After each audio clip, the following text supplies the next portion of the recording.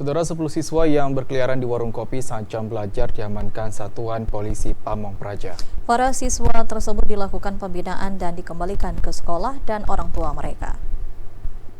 Satuan Polisi Pamong Praja atau Satpol PP Kabupaten Aceh Barat mengamankan 10 siswa sekolah menengah yang berkeliaran di warung kopi saat jam belajar. Para siswa tersebut dibawa ke kantor Satpol PP dan WH untuk mendapatkan pembinaan agar tidak mengulangi lagi perbuatannya.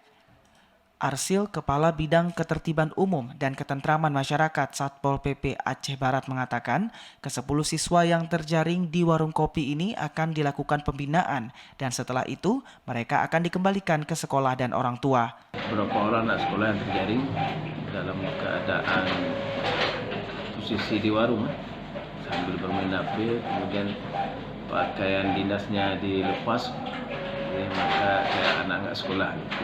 Dan setelah kita bawa ke kantor, kita interogasi mereka, rupanya anak sekolah yang pengakuan mereka sedang libur, tapi pakainya lengkap dan bawa alat-alat tulis.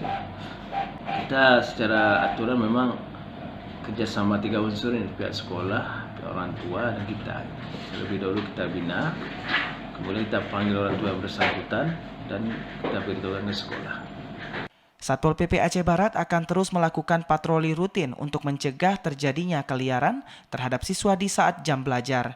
Dari Melaboh, Aceh Barat, Azhar, TVRI melaporkan.